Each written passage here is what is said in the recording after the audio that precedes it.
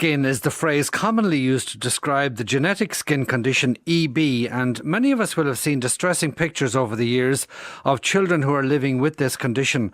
The challenges of living with it are immense for sufferers and for their families, and their charity, Deborah Ireland, is looking for some help.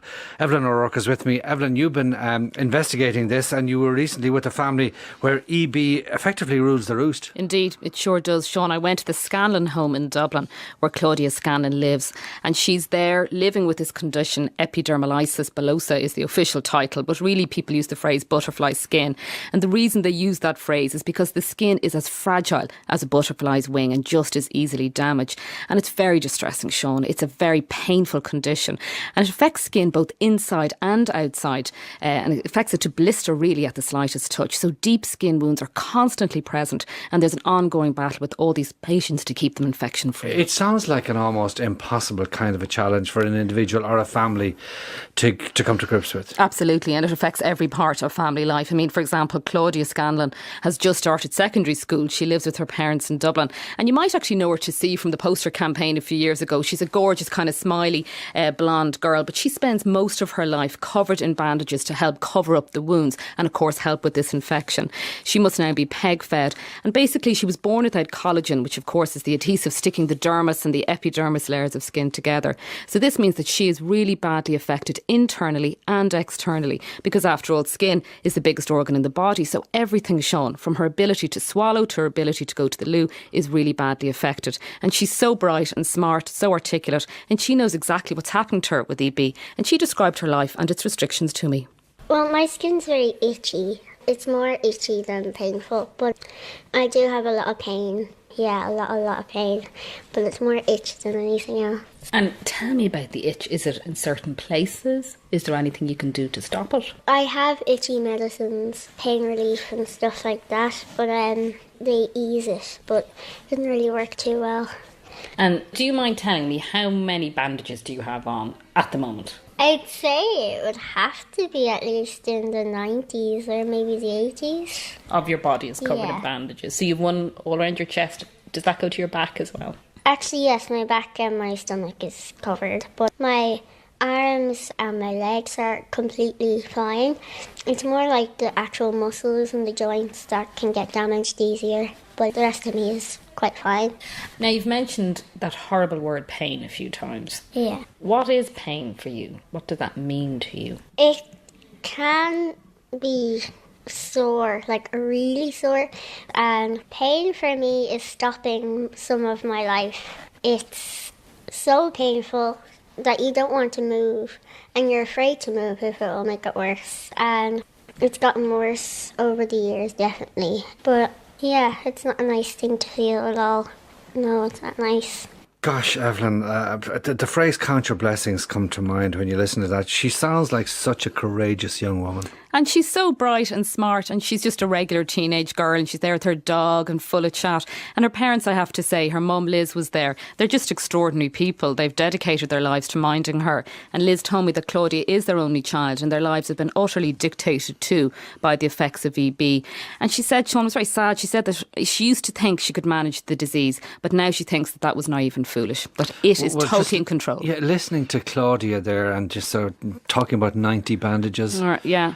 I mean, one of the things they want to raise awareness about, and Claudia referred to it there, is the research being done to find a treatment for the itch. And the itch is kind of the big problem here, because as Liz explained to me, at night, children with severe EB, they can scratch themselves so badly, Sean, that they wake up in the morning to kind of blood-soaked sheets. And I'm sorry to be graphic about it, but she says she's immune to it now, but she knows that if you or I, who are not used to it, you know, if we walked into Claudia's room some mornings, we would be horrified at what we would see there. So the day I called in, Sean, the nurses were there because Claudia gets her dressings changed 3 times a week, and it's a process that takes 3 hours. So as they started on the dressings, Liz told me more about the cruelty, really, of living with this condition. Claudia goes to mainstream school, which has been a big change. So she would wake up, which would be quite a gentle type of wake up. She's knocked off her feed because she's peg fed, so she has to be fed throughout the night. And then we have to administer all our meds, so she'll be on 10 or 12 different meds that we have to draw up in the morning. So she gets all of those. Then she's flushed out off her feed, and we have to do daily dressings. That would be any damage that's occurred throughout the night. And I think as a parent with only one child, I don't know any different. But I know if somebody went into my daughter's bedroom in the morning would say, oh my God, what happened? You wouldn't want to be scared of blood, or you wouldn't want to be squeamish around things at all. So if she has an itchy night, she just pulls her own skin, and you can't tell a kid not to scratch. And she doesn't even realise that she's done that to herself. But at this stage, I don't bat an eyelid. I just take her out of the bed and just take the sheets off, and we just go another day. There's wounds on Claudia's body that have been there since birth, and we battle every single day to keep them in a particular condition that no bacteria gets into them, because infection alone is a killer. On her neck and her chest, so that would have to be changed daily then as well. And then she's picked up for school then at 10 to 8. She's in school for 20 past 8, and then she does a normal day in school then with the support of an SNA in St. Louis in Rathmines. And then every Monday, Wednesday, Friday for her whole life since she was born, she has a full dress and change, including a bath from head to toe, which takes 3.5 hours after school. She's super, yeah. Tell us about her, because she's a bubble. I don't know how she manages. I don't know how she copes. I don't know how she gets through each day, but she does. She has a great outlook on life. She's fun, she's mischievous, she's bright, loves singing, music lifts her soul. She just wants to be normal. She wants to be accepted by everybody for herself. I believe she doesn't see her EB the way other people see it or perceive her. And the biggest mistake you can ever do is to talk over Claudia and not take her for the individual that she is. We have instilled, you need to get up and you need to get on with this and take each day as it comes, and we'll get you over each hurdle as it comes. Like again, starting secondary this year, huge milestone. But 2 months in and we're there and we did it.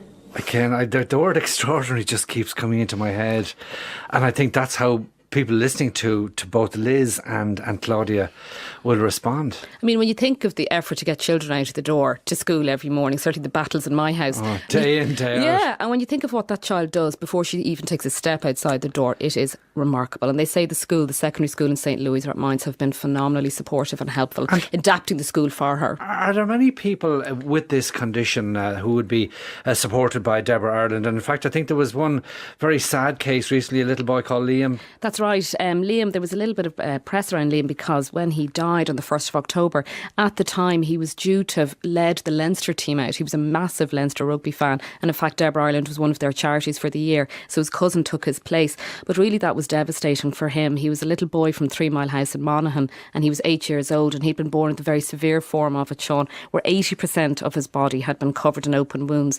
But they say to me, they estimate that around 300 people here have some form of the disease. Of course, you know, there's a range of how it affects people, and it is said to affect more than 500,000 people worldwide, but there is currently no cure for it. So treatment really focuses on addressing the symptoms such as the infection and the itching, and there's a big project underway in UCD at the moment to look at the itch and the area around that. So that's why I suppose they need so much support. Right, and so it's just an ongoing battle to treat it, to deal with it on a day-to-day, one day at a time, literally. Indeed, and I spoke to Claudia, and she knows that Liam, for example, died, and that has really upset everybody in this very tight-knit EB community. But she's very open, she's very candid, Sean, about the realities of life for her living with this condition. We find it's the pain, but the dressing, because we can get new dressings. Some of them we just don't like the way they are on our body. And the way if it moves around at night time or stuff like that, it can really be just a pain. What would you like people to think about a little bit to help you? The main thing I kind of want to set out there is don't stare. Staring is one of my worst fears when I go out. And over the years, I've actually tried to cover myself more because I don't want people looking at me. And it's a horrible thing and it's just not nice at all. And can you spot people staring at you, if you know what I mean? Yeah, you can spot them and they might think they're not. If you catch them, they'll look away instantly like they haven't been staring at all. But you know they have. So it's kind of funny in some ways. And you're like, oh my God, can you not just be mature about this? Stop. Adults will ask what happened to me. Where kids, they'll just stare and they'll whisper. And I've heard kids what they have whispered, and it's actually kind of funny. Like, I'm right beside you, and I can hear you. But yeah, it's just, they shouldn't be doing it from my point of view. Talk to me then about the future. What are your dreams and hopes, and what trouble do you want to cause? Well, I really would like to go to New York this Easter, but I've been to loads of places and I'm grateful for where I've went. But I'd like to travel the world, I think, when I'm older, definitely. Finally then, in terms of your mum and dad, what do they mean to you? They're such a big part of my life. They've helped me all through the years I've been alive, and they're so nice to me and encouraged me to do what I do today. So, yeah, they're a big part of my life. Again, it's just amazing to listen to Claudia there. Again, she has ambitions to travel. I imagine just moving around must be a terribly risky thing for somebody like her. Yeah, and it's to find that balance of letting her live her life. For example, in the school halls, you know, do you let her just walk along with all the other girls, or do you form a human barrier around her? Now, she's mad keen to just get on with it, but she does have SNAs in the school, and the school are very careful about managing that kind of stuff for her, because if her skin blisters, that's the problem. It's about what happens next. So for Liz and Gary, it's all the time about trying to manage her and let her be free and enjoy her life. But she loves her pop music and loves her chocolate, Sean. There were boxes of chocolate being eaten when I was in the house the other day, and that's what gets her through her bandages, a bit of One Direction and boxes of chocolates.